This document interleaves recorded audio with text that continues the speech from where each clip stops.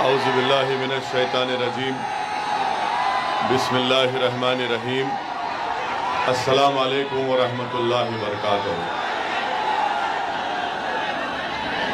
मौज़िज़ हाज़रीन इकराम, बुज़ुर्गान मिल्लत, मेरे गयूर नौजवान साथियों, मेरी इज़्ज़तदार माँ और बहनों, शहनशीन पर तशरीफ़ फरमा जनाब ताहिर अनवर साहब, जनाब क़ाज़ी अनस साहब, जनाब मुजाहिद अली ख़ान साहब, जनाब आसिफ़ अली साहब, पीरज़ादा जनाब तौक़ीर निज़ामी साहब, जो मध्य प्रदेश भोपाल के कांग्रेस के सचिव थे, जिन्होंने कांग्रेस को छोड़कर मजलिस इत्तेहादुल मुस्लिमीन में शमूलियत इख्तियार की, मैं इनका खैर मुक़द्दम करता हूँ। जनाब रईस बबलू साहब, और आप जानते हैं कि इस बल्दी इंतखाबात में म्युनिसिपल इलेक्शन में मजलिस इत्तेहादुल मुस्लिमीन ने 6 वार्ड से अपने उम्मीदवारों को मैदान में उतारा है। वार्ड नंबर 14 से हमारी बहन मोहतरमा फ़ाइज़ा बाबर खान साहिबा, वार्ड नंबर 18 से नदीम बाबा साहब, वार्ड नंबर 22 से इनाम हुसैन नवीद साहब, वार्ड नंबर 41 से हज़रत मौलाना मुफ्ती अताउर रहमान खान साहब, वार्ड नंबर 42 से मोहम्मद शाहनवाज साहब, वार्ड नंबर 71 से मोहतरमा आबिदा सुल्तान साहिबा। मेरी आप तमाम से ये गुजारिश है कि आप 6 जुलाई के दिन मजलिस इत्तेहादुल मुस्लिमीन के हक़ में अपना कीमती वोट देकर मजलिस के उम्मीदवारों को कामयाब करिए। मजलिस का इंतखाबी निशान पतंग है और आप अपने एक वोट के ज़रिए भोपाल में, मध्य प्रदेश में अपनी एक सियासी लीडरशिप को और क़यादत को पैदा करेंगे। याद रखिए, जब तक आप अपनी लीडरशिप को नहीं पैदा करेंगे, हम अपने मसाइल को हल नहीं कर सकते। तो मेरी आप तमाम से गुजारिश है कि आप मध्य प्रदेश और भोपाल में अपनी सियासी लीडरशिप की बुनियाद डालने के लिए इन 6 मजलिस के उम्मीदवारों को अपनी दुआओं से अपने वोट देकर इनको कामयाब और कामरान करिए। मेरे अज़ीज़ दोस्तों और बुज़ुर्गों, मैं आपका दिल की गहराइयों से शुक्र अदा करता हूँ कि आपने अपना कीमती वक्त निकाल कर आज के इस जलसे में शिरकत की। मैं इस बात का एतराफ़ भी करता हूँ कि पहली मरतबा मजलिस इत्तेहादुल मुस्लिमीन मध्य प्रदेश और भोपाल के इस बल्दी इंतखाबात में हिस्सा ले रही है। मैं आप लोगों से माज़रत भी चाहता हूँ, अगर हम में कोई कमज़ोरियाँ हैं, अगर हमसे कोई गलती हुई है तो आप अपना दिल बड़ा करके हमको माफ़ करिए। मगर आप याद रखिए, ये लड़ाई आपके लिए हम लड़ रहे हैं। ये जद्दोजहद अगर हम जो आज कर रहे हैं वो इसलिए कर रहे हैं, ये तकालीफ़ का सामना अगर हम आज कर रहे हैं इसलिए कर रहे हैं ताकि आने वाला मुस्तक़बिल हमारे नौजवानों का होगा, उनका मुस्तक़बिल रोशन रहे, उनके मुस्तक़बिल में अमन रहे, उनका जो मुस्तक़बिल होगा उसमें किसी गरीब का घर नहीं तोड़ा जाएगा, उनका जो मुस्तक़बिल होगा उसमें उनके बच्चों को पढ़ने के लिए शिक्षा का और स्कूल का इंतज़ाम होगा। मुस्तक़बिल में हमारे नौजवानों को डिग्री हासिल करने के लिए कॉलेजेस दस्तयाब रहेंगे। आज की ये लड़ाई कल मुस्तक़बिल को अच्छा करने की लड़ाई है और मैं भोपाल की तमाम आवाम को ये बताने आया हूँ कि मैं यहाँ पर अपनी मकबूलियत में इजाफ़ा करने के लिए नहीं आया हूँ। मैं यहाँ पर खुदा न खास्ता अपनी अना की तस्कीन के लिए नहीं आया हूँ। अल्लाह मेरे दिल का हाल जानता है मैं अगर यहाँ पर आया हूँ और भारत के कोने कोने में जाऊँगा तो मेरा मकसद एक ही है, मेरी पार्टी मजलिस इत्तेहादुल मुस्लिमीन का मकसद एक ही है कि भारत के संविधान को मजबूत किया जाए, भारत के संविधान में और भरोसे को कायम किया जाए। और वो संविधान आपको और हमको इस बात की इजाज़त देता है कि हम डिग्निटी के साथ, इज्जत के साथ अपनी ज़िंदगी गुजारें।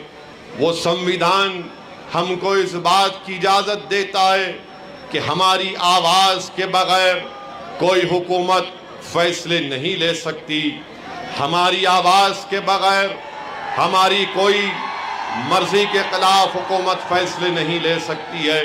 मेरे अजीज़ दोस्तों और बुज़ुर्गों, मैं आपसे अपील करने आया हूँ कि आप हमारी जिद्दोजहद में हमारा साथ दीजिए, हमारी कोशिशों में आप अपना हाथ बटाइए, क्योंकि याद रखिए भारत जिस दौर से गुजर रहा है आप मुझसे बेहतर जानते हैं। ये हमारा वतन अजीज़ है, ये भोपाल की सरजमीन जिसको दोस्त मोहम्मद खान ने आबाद किया, ये भोपाल की सरजमीन जिसको बरकतुल्लाह खान ने अपने खून से रंगा, वो बरकतुल्लाह खान जिसने अंग्रेज़ों को चने चबा दिए, वो बरकतुल्लाह खान जिसने अंग्रेज़ों के खिलाफ पहली हुकूमत बनाई अफ़गानिस्तान में। और भोपाल की सरजमीन पर, इस गयूर सरजमीन पर अल्लाह ने मुझे भिजाया है और मैं पहली मर्तबा आपके दरमियान में खड़े होकर अपनी बात करने का मौका अल्लाह ने मुझे दिया है। तो मैं बरकतुल्लाह खां के जानशीनों से, दोस्त मोहम्मद खां के जानशीनों से ये अपील करने आया हूँ कि आप, संविधान आपको ये कहता है कि आप अपनी आवाज़ को उठाएं। जो संविधान बाबा साहिब अम्बेडकर ने बनाया, वो संविधान आपको और हमको इस बात की इजाज़त देता है कि हम जमहूरियत में अपने हिस्सेदारी को तलाश करें, जमहूरियत में हम अपना हिस्सा हासिल करें। और याद रखिए, जब तक अल्पसंख्यक समाज, दलित समाज, आदिवासी समाज अपनी सियासी लीडरशिप को नहीं बनाएगा, आपके मसाइल हल होने वाले नहीं है। भारत की जमहूरियत शिराकतदारी की जमहूरियत है, जिसको अंग्रेजी में कहते हैं कि पार्टिसिपेटिव फॉर्म ऑफ डेमोक्रेसी है। आपको जब तक अपना हिस्सा नहीं मिलेगा, ये समाज, चाहे वो मुसलमान हो, दलित हो, आदिवासी हो, आप अपने मसाइल को हल नहीं कर सकते हैं। मेरे अजीज दोस्तों और बुजुर्गों, याद रखो, जज्बाती तकारीर से या जोशीले नारों से आपके बच्चों को स्कूल नहीं मिलेगा, जज्बाती तकारीर से आपका अपना हक नहीं मिलेगा, आंख में आंसू लाकर रोने से हमारे बच्चे जेल में जो नाजायज तौर पर डाले जा रहे हैं उनको जेल से नहीं निकाल पाएंगे। अगर हम सिर्फ अपने हाथ को मसलते रहेंगे और परेशान और रोते रहेंगे कि मेरा घर तोड़ दिया गया है, सेंधवा और खरगोन में मुझको कोई बचाने नहीं आया, तो याद रखो नौजवानों, तुम इस दीवाने की बात अपने जहन नशीन कर लो कि तुम जब तक जमहूरियत में, सियासत में हिस्सा लेकर मजलिस के नुमाइंदे नहीं बनोगे, तुम अपने मसाइल को हल नहीं कर पाओगे। मैं तुमसे ये नहीं कह रहा हूं कि मेरे पास कोई जादू की छड़ी है और अगर तुम मजलिस के नुमाइंदे बन जाओगे तो मसाइल खत्म हो जाएंगे, नाइंसाफी खत्म हो जाएगी। मैं तुमसे ये वादा कर रहा हूं कि अगर आप निचली सतह से, जमीनी सतह से अपनी क़ियादत को बनाएंगे तो आप अपने लिए और आने वाले मुस्तकबिल के लिए आप अपने एक नेता को तैयार करेंगे, एक लीडर को तैयार करेंगे, एक क़ायद को तैयार करेंगे कि जब कभी किसी की भी सरकार होगी, चाहे कमलनाथ की सरकार होगी या फिर मौजूदा चीफ मिनिस्टर की सरकार होगी, बताइए आज कौन आवाज उठाता है नाइंसाफियों के खिलाफ? आप बताइए, कौन जुल्म के खिलाफ आवाज उठाता है? मेरे अजीज दोस्तों और बुजुर्गों, मध्य प्रदेश की असेंबली में आपके नुमाइंदे जरूर हैं, मगर बताओ, जो बेबाक तरीके से संविधान के दायरे में रहकर आप आवाज क्यों नहीं उठाते? बल्कि मुझे याद आ रहा है कि कांग्रेस के जब मुख्यमंत्री कमलनाथ थे, उनका एक वीडियो आज भी है जिसमें मुसलमानों से मुखातिब होकर कमलनाथ कह रहे हैं कि आप लोग खामोश रहिए, कुछ मत बोलिए, खामोश रहिए। ये मिजाज कांग्रेस का हो सकता है कि खामोश रहो, ये मिजाज उन कमजोर लोगों का हो सकता है जो वक्त के हुक्मरानों से डरते हैं। मैं आपको मिजाज दे रहा हूं कि संविधान आपको इस बात की इजाजत देता है कि जमहूरियत के दायरे में रहकर आप अपनी आवाज को उठाएंगे, नारों से नहीं, बल्कि 6 जुलाई को जाकर वोट मजलिस के हक में डालकर आप मजलिस को कामयाब करेंगे तो वो खामोशी टूटेगी, वो सन्नाटा खत्म होगा और जवाब होगा कमलनाथ को, जवाब होगा भाजपा को। एक तरफ कांग्रेस हमसे कहती है कि खामोश हो जाओ, दूसरी तरफ भाजपा कहती है कि आवाज अगर उठाओगे तो घर तोड़ दिया जाएगा। मैं भोपाल की सरजमीन में बरकतुल्लाह खान के जानशीनों के दरमियान में खड़े होकर भाजपा और कांग्रेस को कह रहा हूं कि असदुद्दीन ओवैसी को अल्लाह जब तक जिंदा रखेगा मैं पुकारता रहूंगा और आवाज लगाऊंगा, क्योंकि भारत का संविधान मुझे और आपको सबको इजाजत देता है कि आप आवाज उठाएं। जमहूरियत के दायरे में रहकर हमको अपनी लड़ाई लड़ना है। मैं आपको ये नहीं कह रहा हूं कि तशद्दुद करो, बल्कि याद रखो तशद्दुद रास्ता नहीं है, वोट डालना और सियासी क़ियादत बनाना रास्ता है। तशद्दुद से कोई चीज हासिल नहीं होती। अगर हासिल करना है नौजवानों तो सियासी लीडरशिप को बनाओ। मैं यहां पर आया हूं और अल्लाह ने जब तक मुझे जिंदा रखेगा मैं भारत के कोने कोने में जाता हूं। आज भोपाल को आया हूं, फिर आऊंगा, मगर मेरा मकसद क्या है कि तुम आज जो खड़े होकर ओवैसी का भाषण सुनकर नारे लगा रहे हो, कल तुम यहां खड़े होगे और जनता तुम्हारा नाम लेकर नारा लगाएगी। ये मेरा ख्वाब है। क्या आप नेता नहीं बन सकते? क्या आप लीडर बनेंगे? क्या आप मध्य प्रदेश के लीडर बनेंगे? क्या आप भाजपा और कांग्रेस की आंखों में आंखें डालकर अपना हक का मुतालबा करेंगे? तो फिर जब आपने वादा किया है तो नेता बनो, लीडर बनो, कायद बनो। मैं तुम्हारे पीछे चलने को तैयार हूं। मैं तुमको कायद देखना चाहता हूं। मैं तुमको भारत का सबसे बड़ा नेता देखना चाहता हूं। मैं तुमको मध्य प्रदेश में एमएलए के तौर पर देखना चाहता हूं। मैं तुमको एक संसद के रूप में देखना चाहता हूं। मैं तुमको यहां पर एक रुकने बल्दिया के तौर पर मुंतखब होते हुए देखना चाहता हूं। मेरे अजीज दोस्तों, बुजुर्गों, मेरे नौजवानों, यही मेरी दिल की तड़प है, यही मेरी जमात के रुफ़क़ाओं की कोशिश है। आपसे इल्तिजा कर रहा हूं कि आप हमारा साथ दीजिए। आप याद रखिए, अगर कोई कांग्रेस के पीछे दौड़ रहा है और ये समझ रहा है कि कांग्रेस उसका साथ देगी, कांग्रेस साथ नहीं दे सकती, याद रखो। बल्कि मध्य प्रदेश में, पूरे मुल्क में कांग्रेस और भाजपा में कोई फर्क नहीं है। भाजपा और कांग्रेस ये राम और श्याम की जोड़ी है, एक सिक्के के दो रुख है। मेरी बात को याद रखो आप।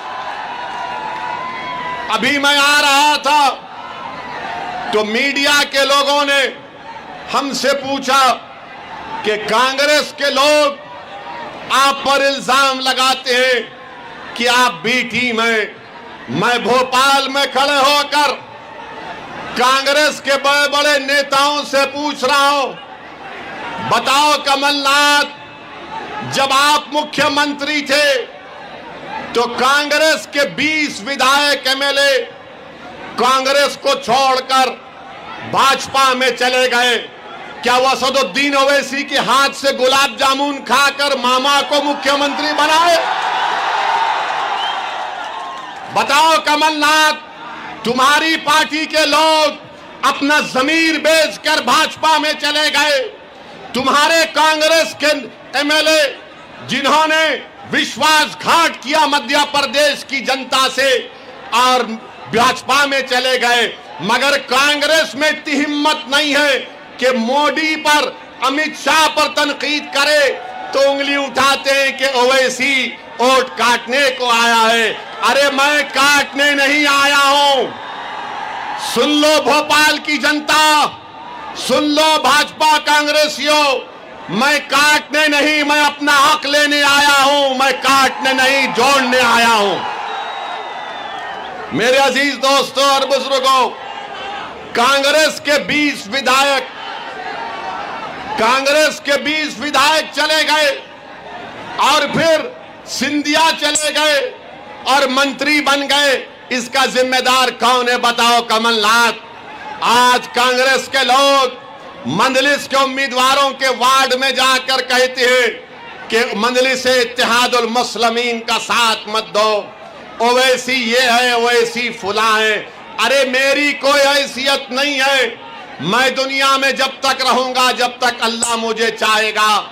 मेरे अजीज दोस्तों और बुजुर्गों, मैं फिर से कह रहा हूं कि आपको हालात को तब्दील करना है।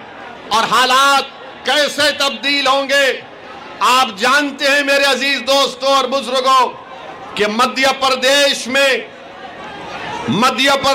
में लिटरेसी रेट अगर कम है तो मुसलमानों का है।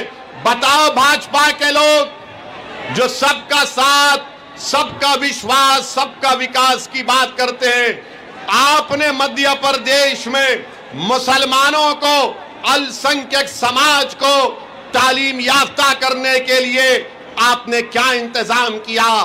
तो भाजपा के तरफ से आवाज आएगी, ओवैसी हमने स्कूल नहीं खोला मगर घर तोड़ दिया बुलडोजर से हमने। और आप जानते हैं कि मध्य प्रदेश में पहली क्लास से 12वीं क्लास तक 1.62 करोड़, 1 करोड़ 60 लाख के करीब इन तमाम में बच्चे इल्म हासिल कर रहे, पहली और 12वीं जमात के दरमियान में। इसमें मुसलमान कितने हैं? बताओ भाजपा आप सत्ता में है, इसमें मुसलमानों का परसेंटेज 4.65 है, 4.65 है। बताइए देश के प्रधानमंत्री, क्या ये सबका साथ, सबका विश्वास, सबका विकास है? आपके वादे झूठे हैं भाजपा के। बल्कि यूडीआईएससी की रिपोर्ट है 2019 और 20 की, जिसमें क्या कहा गया कि प्राइमरी लेवल में मुसलमान 5%, अपर प्राइमरी में 4.78%, सेकेंडरी लेवल में 3%, हायर सेकेंडरी में 3.44%। बताओ कमलनाथ, आप भी तो मुख्यमंत्री थे, तो आपने क्या किया? कांग्रेस के पास इन सवालों का कोई जवाब नहीं है। जो बच्चे स्कूल के बाहर ड्रॉप आउट हैं, सबसे ज्यादा अगर किसी के हैं तो मुसलमानों के हैं। बताओ भाजपा और कांग्रेसियों, इसका जिम्मेदार क्या मैं हूं? मेरे अजीज दोस्तों और बुजुर्गों, हायर एजुकेशन में पूरे मध्य प्रदेश में डिप्लोमा, डिग्री, पीजी, पीएचडी में 21,80,000 के करीब लोग पढ़ते हैं। कितने मुसलमान हैं उसमें? सिर्फ 44,290। बताओ क्या मैं जिम्मेदार हूं? तुम हमको पढ़ने का मौका क्यों नहीं देते? ओवैसी की और मंजलिस की लड़ाई यही है कि अल्पसंख्यक समाज को, दलितों को, आदिवासियों को शिक्षा का इंतजाम किया जाए, जो ना भाजपा ने किया, जो ना कांग्रेस ने किया। मेरे अजीज दोस्तों और बुजुर्गों, मैं आपसे अपील करने आया हूं कि 6 जुलाई के दिन आप अपना एक वोट मजलिस इत्तेहादुल मुस्लिमीन के हक में अपने वोट का इस्तेमाल करें। और मैं जानता हूं कि मेरे यहां आने से भाजपा के लोगों के दिलो पेट में दर्द हो रहा है। मैं जानता हूं कि मेरे यहां आने से मंजलिस के इंतखाबात लड़ने से बड़े बड़े कांग्रेसियों की नींद हराम हो चुकी है। तो तुम अब नहीं सोगे, याद रखो। तुम बहुत साल हमारी माओ को, हमारे बाप को, हमारे बुजुर्गों को तुमने रातों में जगाया हमारे बच्चों के मुस्तकबिल के लिए। अब असदुद्दीन ओवैसी तुम्हारी रातों की नींद को खत्म कर देगा। सुन लो कांग्रेसियों, तुम जागोगे और हम सोएंगे। मैं जागूंगा और लड़ूंगा तुम्हारे लिए मेरे भाइयों और बहनों। आप हमारा साथ दीजिए। 6 जुलाई के दिन आप मंजलिस को वोट देकर बता दीजिए इन तमाम पार्टियों को, कांग्रेस और भाजपा नहीं चाहती कि मध्य प्रदेश में कोई तीसरा विकल्प निकल कर आए। आज मध्य प्रदेश की सियासत में, मध्य प्रदेश की राजनीति में एक तीसरा विकल्प के तौर पर इंशाअल्लाह ताला मजलिस इत्तेहाद और मुस्लिमीन उभरेगी। क्या आप मजलिस का साथ देंगे? क्या आप मजलिस का साथ देंगे? क्या आप 6 जुलाई को आसमानों पर पतंग पिलाएंगे? क्या आप भाजपा और कांग्रेस को हराएंगे? मेरे अजीज दोस्तों, याद रखो, आज आप वादा करके जा रहे हैं। मैं भाजपा के लोगों से भी कहना चाहूंगा कि आपने खरगोन और सेंधवा में मासूम लोगों के घरों को तोड़ा। क्या भाजपा के लोग, क्या आपके दिलों में, आपके सीनों में धड़कता हुआ दिल नहीं है किसी का गरीब का घर तोड़कर आपको रात में नींद कैसी आती, हमको बताइए। किसी गरीब को उसके घर से बेघर करके आपको सुकून कैसे मिल सकता है? बताओ आप कि कौन सा इंसाफ है कि वसीम शेख जिसके हाथ नहीं है उसके दुकान को तोड़ दिया गया, ये कहकर के वो पत्थर फेंकने वाला था। बताओ मुख्यमंत्री, बताओ मध्य प्रदेश के होम मिनिस्टर जो मुझसे बहुत ज्यादा मोहब्बत करते हैं, मैं उनको भी बताना चाह रहा हूं, वसीम शेख का हाथ नहीं है तो कैसे कोई जिसका हाथ नहीं है वो पत्थर फेंक सकता है? क्या ये आपका इंसाफ है? क्या ये आपकी गरीबों से मोहब्बत की मिसाल है कि आप एक कमजोर जिसका हाथ नहीं है उसकी दुकान को आपने तोड़ दिया? मेरे अजीज दोस्तों और बुजुर्गों, आप अपने नुमाइंदों को कामयाब करिए, अपनी सियासी लीडरशिप को पैदा करिए ताकि इन नाइंसाफियों के खिलाफ लोकतंत्र में, जमहूरियत के दायरे में रहकर हम अपनी आवाज को उठा करेंगे। वरना याद रखिए, अगर आप इसी तरह सेकुलरिज्म की, सियासी सेकुलरिज्म की गुलामी करेंगे तो जिस तरह से 40 साल से आपका इस्तेसाल हो रहा है, एक्सप्लॉयटेशन हो रहा है, उसी तरह आपके नौजवानों का इस्तेसाल होगा। नौजवानों, मेरी बात को जहन नशीन कर लो, ये लड़ाई तुम्हारे लिए है मेरे भाई, मेरे बेटों, ये लड़ाई तुम्हारे लिए है। मैं तुम्हारे लिए लड़ रहा हूं। मजलिस आपके रोशन मुस्तकबिल के लिए लड़ रही है। आज मध्य प्रदेश में एक तीसरे विकल्प की जरूरत है और मजलिस इत्तेहाद और मुस्लिमीन एक तीसरे विकल्प के रूप में आगे बढ़ेगी। मैं आपसे अपील करने आया हूं कि डरो तो सिर्फ अल्लाह से, डरना है तो सिर्फ अल्लाह से।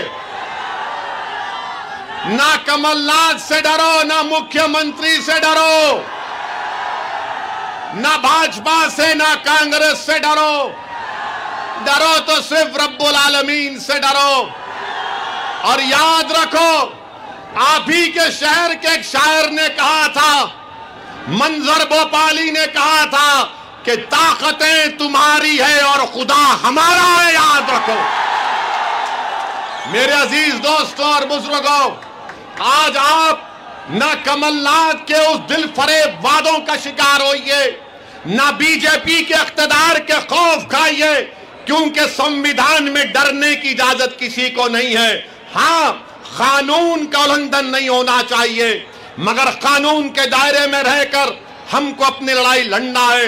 मैं आपसे फिर से कह रहा हूं कि तशद्दुद वायलेंस रास्ता नहीं हो सकता है, तशद्दुद और वायलेंस रास्ता नहीं हो सकता है। हमको जमहूरियत में रहकर अपने मसाइल को हल करना है। मैं आपके दरमियान में खड़े होकर आज उदयपुर में जो हमारे एक हिंदू भाई का किसी दो नौजवानों ने उसका कत्ल किया, मैं उसका खुला खुला कंडेम करता हूं। किसी को कत्ल करने की इजाजत नहीं है कानून में, कोई किसी को नहीं मार सकता। हम कानून को अपने हाथ में नहीं लेंगे। हां, यकीनन हम दोबारा मुतालबा करते हैं कि नुपुर शर्मा को भारत के आईपीसी सीआरपीसी के कानून के तहत एक्शन लिया जाए, गिरफ्तार किया जाए, मगर कानून कोई हाथ में नहीं ले सकता। किसी को आप नहीं मार सकते। याद रखो, ये जुर्म है, ये जुल्म है। जिस तरह कोई किसी अखलाक को नहीं मार सकता, उसी तरह उदयपुर के कोई टेलर को नहीं मार सकता। जिस तरह कोई पीलू खान को नहीं मार सकता, उसी तरह कोई उदयपुर के टेलर को नहीं मार सकता। जिस तरह कोई रगबर को नहीं मार सकता, उसी तरह उदयपुर के टेलर को कोई नहीं मार सकता। जिस तरह कोई हाफिज जुनैद को नहीं मार सकता, उसी तरह उदयपुर के हमारे हिंदू भाई को नहीं मार सकता। जिस तरह किसी को गोश्त के नाम पर नहीं मार सकता, उसी तरह उदयपुर के हमारे टेलर भाई को कोई नहीं मार सकता। हम मजम्मत करते हैं, हम कंडेम करते हैं। मैं भोपाल की जनता से अपील करूंगा कि अगर आप उदयपुर के कत्ल करने वालों की मजम्मत करते हैं, कंडेम करते हैं, तो मेरे साथ नारा लगाइए, इंसाफ जिंदाबाद, कत्ल मुर्दाबाद, भारत का संविधान जिंदाबाद, भारत का संविधान जिंदाबाद। ये हमारा पैगाम होना चाहिए। मैं मीडिया के लिए नहीं कह रहा हूं, बहैसियत एक भारत के अव्वल दर्जे के शहरी के कह रहा हूं कि हम तशद्दुद को कभी नहीं मानते। वायलेंस की कोई जगह नहीं है। जिन्होंने हरकत की, वो गलत हरकत की, वो कंडेमनेबल है, हम उसकी मजम्मत करते हैं। बल्कि हम राजस्थान की सरकार से मुतालबा करते हैं कि उनके खिलाफ जो भारत का आईपीसी सीआरपीसी है, उसके खिलाफ सख्त एक्शन लिया जाए।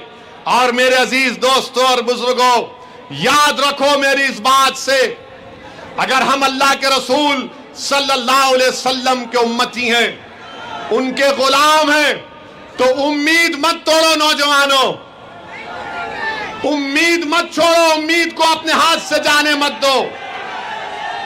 याद रखो, उम्मीद मर्द मोमिन है खुदा के राजदानों में। उम्मीद को कभी मत छोड़ो, उम्मीद को जिंदा रखो। अल्लाह के सामने हाथ फैलाकर गिड़गिड़ाकर दुआ करते रहो, अल्लाह की रहमत जोश में आएगी। और तुम ये समझो मेरी इस बात को, ये जो बादल हैं जुल्म के, नाइंसाफी के, इंशाअल्लाह ये हटेंगे जरूर इंशाअल्लाह ताला। मगर याद रखो, आपको आगे बढ़ना पड़ेगा। जमहूरियत में, लोकतंत्र में आपको नेता बनना पड़ेगा, और नेता बन के आपको अपनी पार्टी मजलिस इत्तेहादुल मुस्लिमीन को मजबूत करना पड़ेगा। आप अपने वोट से कामयाब करो अपनी पार्टी को। मैं जानता हूं कि मेरे यहां से आज जाने के बाद कल सुबह से रात भर कांग्रेसी नहीं सोएगा। मगर आप एक बात तो मानते हैं ना कि ओवैसी के आने से ये कांग्रेसी तुम्हारे घर को आया नहीं आया? आते हैं ना, अब तो आते हैं ना, आके बोलते हैं देखो भाई हमको मत भूलो। पहले आते थे, पहले नहीं आते थे, क्योंकि उनको मालूम था ये कहां जाएगा हमारे को छोड़कर। कांग्रेसियों याद रखो, ये दीवाना आ चुका है, अब दीवानगी पैदा करेंगे इंशाअल्लाह ताला। ये कांग्रेस के लोगों से कुछ नहीं होता। ये बीजेपी को मुकाबला नहीं कर सकते, ये मोदी से मुकाबला नहीं कर सकते, बल्कि ये मोदी से मिले हुए हैं, याद रखो। ये मोदी से मिले हुए हैं, इनका अंदर का रिश्ता है बीजेपी से। बाहर मामा और कमलनाथ अलग अलग है, मगर अंदर दोनों मामा मामा बोलते एक दूसरे को। तो मेरी आपसे अपील है कि 6 जुलाई को पतंग को वोट देंगे। 6 जुलाई को मंजलिस के हर वार्ड में मंजलिस को कामयाब करेंगे। आप कोई आप कांग्रेसी की बात में तो नहीं आएंगे। अगर कांग्रेसी दौलत का लालच देता है तो लेकर रख लो, वैसी दिला रहा है, अल्लाह दिला रहा है तुमको। ये देंगे लालच आपको। बहुत कमाया उन्होंने, लूटा उन्होंने, गरीबों का खून चूसा है, मगर मजलूमों का साथ नहीं दिया कांग्रेसियों ने। आज हम आपसे अपील कर रहे हैं कि जमहूरियत को मजबूत करिए, लोकतंत्र को मजबूत करिए और आप लीडर बनिए, नेता बनिए। मेरी जिंदगी का किसी की जिंदगी का भरोसा नहीं है। मुझ पर मेरी गाड़ी पर 6 गोलियां तो चल चुकी हैं। मुझे अपनी जिंदगी की हरगिज परवाह नहीं है, अल्लाह जानता है। मैं मौत से नहीं डरता हूं, मैं मौत से नहीं डरता। मैं डरता इस बात से हूं कि जब खबर में जाऊंगा तो जब सवालात किए जाएंगे, जब वो चेहरे मुबारक दिखा जाएगा, तो मैं अल्लाह से दुआ करता हूं कि या अल्लाह मेरी जबान से निकले कि मैं इनका गुलाम हूं, मैं इनका गुलाम हूं। मुझे खौफ इस बात का है कि जब हिसाब किताब का दिन होगा, कहीं मेरे अमाल में कमी ना पड़ जाए। मैं इसीलिए काम कर रहा हूं, अल्लाह जानता है मेरे हाल को, मेरी नीयत को। मेरे अजीज दोस्तों और बुजुर्गों, हिम्मत मत हारो, मायूस मत हो। याद रखो, सलाहुद्दीन अय्यूबी को जानते हो, जानते हो सलाहुद्दीन अय्यूबी को। तो सलाहुद्दीन अय्यूबी का वाकया कि सलाहुद्दीन अय्यूबी को आकर किसी ने कहा कि उस मस्जिद अक्सा और बैतुल मुक़द्दस को हासिल करने के लिए दुश्मन की फौजें कश्तियों से आ रही हैं, हजारों की तादाद में। तो सलाहुद्दीन अय्यूबी परेशान हो गया। तो सलाहुद्दीन अय्यूबी रहमतुल्लाह अलैह ने रात के अंधेरे में तहज्जुद गुजारता सलाहुद्दीन अय्यूबी रहमतुल्लाह अलैह। सलाहुद्दीन अय्यूबी ने रात में जानिमाज बिछाई, अल्लाह के आगे सरबसजूद हो गया और गिड़गिड़ा कर रो कर अल्लाह से दुआ कर रहा था, या अल्लाह हम कमजोर हैं, हम कमजोर हैं, या अल्लाह बचा ले हमको। ये जो हजारों की तादाद में कश्तियां आ रही हैं मुझे बर्बाद करने के लिए, अल्लाह तू बचा ले। रात भर सलाहुद्दीन अय्यूबी रोता रहा, सिसकियां लेता रहा। और जब फजर की नमाज के बाद सलाहुद्दीन अय्यूबी ने एक अहले दिल से मुलाकात की और उनसे कहा कि हजरत आप भी दुआ फरमाइए कि मेरे मस्जिद अक्सा और बैतुल मुक़द्दस के लिए कश्तियां आ रही हैं। तो उस अहले दिल ने सलाहुद्दीन अय्यूबी का हाथ पकड़कर कहा कि बादशाह सलाहुद्दीन, तूने रात में रो कर अपने रब को मना लिया और तेरे आंसुओं की वजह से अल्लाह की रहमत जोश में आई और अल्लाह ने समंदर में तूफान लाकर उन कश्तियों को गरक कर दिया, डुबो दिया। तो नौजवानों, अल्लाह को राजी करना है। अल्लाह को राजी करोगे इंशाअल्लाह। बोल रहे तो कैसे राजी करोगे? नमाजें पढ़ोगे, मस्जिदों को आबाद करोगे, जुल्म नहीं करोगे, किसी को नहीं मारोगे, मगर जिद्दोजहद करोगे, उठोगे, लड़ोगे। अगर कोई तुम पर जुल्म भी करता है तो बोलना हस्बुनल्लाहु व निअमल वकील व निअमल मौला व निअमल नसीर। हिम्मत मत हारो नौजवानों, मायूस मत हो, अपनी लीडरशिप को बनाओ। एक वैक्यूम है इस पूरे भारत में, इस देश में हमारे वतन अजीज के लिए हमने आजादी के लिए अपना सब कुछ कुर्बान किया, मगर आज हम आजादी के 75 साल मना रहे हैं। बताओ मेरे अजीज दोस्तों, जो मुझ पर उंगलियां उठाते, मुझको गालियां देते हैं, दो मगर बताओ आज ये मुसलमानों का हाल क्यों है? बताओ क्यों ये हाल हमारा है? मेरे अजीज दोस्तों और बुजुर्गों, आपने लीडरशिप पैदा नहीं की। अगर मैं खराब हूं तो तुम अच्छे बन जाओ खुदा के लिए, मगर एक पॉलिटिकल वैक्यूम को, खला को खत्म करो, पुर करो। ये देश के लिए अच्छा है, भारत के लिए अच्छा है जब मुसलमानों की एक लीडरशिप होगी। जब लीडरशिप होगी तो वो लोगों को समझाएगी कि ये रास्ता नहीं, ये रास्ते पर चलो। इसीलिए आपसे अपील कर रहा हूं कि आप मेरे इस पैगाम को समझो। जो लोग आकर आपसे कहेंगे कि ओवैसी वोट काटने आया है, ओवैसी फुला बी टीम है, उनकी बात का हरगिज यकीन मत करिए। उनसे एक ही सवाल करिए कि 20 तुम्हारे एमएलए मोदी के गोद में बैठकर चाय क्यों पिए? उनसे पूछिए कि सिंधिया आज मोदी मोदी क्यों कर रहे हैं? इनसे पूछिए कि महाराष्ट्र में शिवसेना के एमएलए भाग गए बीजेपी के पास, तो क्या ओवैसी जिम्मेदार है? महाराष्ट्र की हुकूमत आज कमजोर पड़ गई, मैं जिम्मेदार हूं उसका। अब तो ऐसा हाल हो गया कि अगर किसी कांग्रेसी के घर में सुबह में अगर भैंस दूध नहीं बोलेगी तो बोलेगा कल भोपाल में इसका भाषण हुआ था, भैंस दूध देने से इनकार कर गई। कल सुबह में मुर्गा बांग नहीं देगा 4 बजे तो कांग्रेसी बोलेगा अरे मुर्गा ने ओवैसी का भाषण सुन लिया। मेरे अजीज दोस्तों और बुजुर्गों, मेरी आपसे अदबन गुजारिश है कि आप अपनी सियासी ताकत को मजबूत करिए और हम पूरी ताकत के साथ एक दूसरे का, बल्कि वतन को मजबूत करना है। मेरे अजीज दोस्तों, नौजवानों, अपने हिम्मत और हौसले को बुलंद रखो, मजलिस को मजबूत करो, वोट डालो, नुमाइंदों को कामयाब करो। एक सियासी सफर का आगाज मैं अल्लाह की जात पर हम सब लोग तवक्कल करके आपके भरोसे पर मध्य प्रदेश में अपने सियासी सफर का आगाज कर रहे हैं। मेरी आपसे गुजारिश है कि आप इसमें साथ दीजिए। नौजवानों जिनकी उम्र 20-22 साल है, तुम जब से पैदा हुए तुम भाजपा की सरकार देख रहे हो। मैं तुमसे वादा कर रहा हूं कि तुम मजलिस का साथ दो।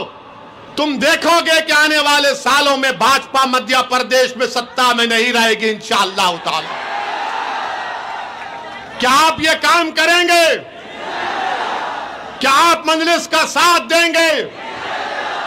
सिर्फ अल्लाह से डरो, ना कमलनाथ से, ना मामा से। आजकल मामा बुलडोजर हो गए। आजकल भूल गए वो ईद के दिन जो टोपी पहन के आते थे, क्योंकि मामा को डर लग गया कि ये होम मिनिस्टर मेरी कुर्सी पे नजर लगा के बैठा है। तो खैर लड़िए, हमको एतराज नहीं है, मगर हमको अपनी पार्टी को मजबूत करना है। मेरे अजीज दोस्तों और बुजुर्गों, 6 जुलाई को पतंग के निशान पर बटन दबाकर आप मजलिस को कामयाब करिए। करेंगे ना इंशाअल्लाह? अगर कोई कमजोरियां हैं तो मैं आपसे माजरत चाहता हूं, हमको माफ कर दीजिए। पहली मर्तबा लड़ रहे हैं, बहुत से नौजवान हैं जिनको सियासी हरबे नहीं आते, बल्कि इनकी नीयतों में इखलास है, इनकी नीयतें साफ हैं। वो गरीब और मजलूमों के लिए लड़ना चाहते हैं। इसीलिए आपसे अपील कर रहे हैं कि आप इन तमाम का साथ दीजिए, मजलिस को कामयाब करिए। और आप अपनी जमात के 6 लोगों को कामयाब करेंगे तो कांग्रेसी बोलेगा अरे ये 6 जीत गए तो क्या होगा? तो उनसे कहिए भारत की पार्लियामेंट में हमारे 2 दीवाने हैं।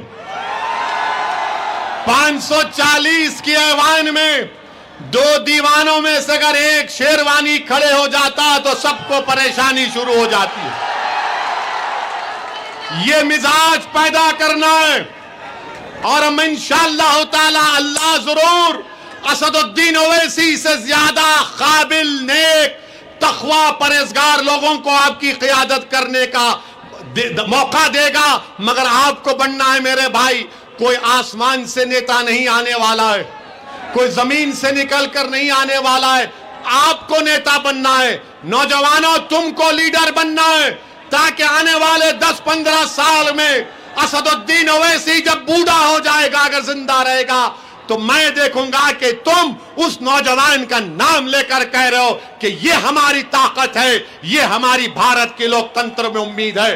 तो मेरे अजीज दोस्तों और बुजुर्गों, मेरी आप तमाम से गुजारिश है कि 6 जुलाई को पतंग के निशान पर वोट दीजिए और मेरे साथ नारा लगाइए, भारत भारत, मजलिस इत्तेहादुल मुस्लिमीन, मजलिस इत्तेहादुल मुस्लिमीन, नारे तकबीर, नारे तकबीर। अस्सलाम वालेकुम व रहमतुल्लाहि व बरकातहू।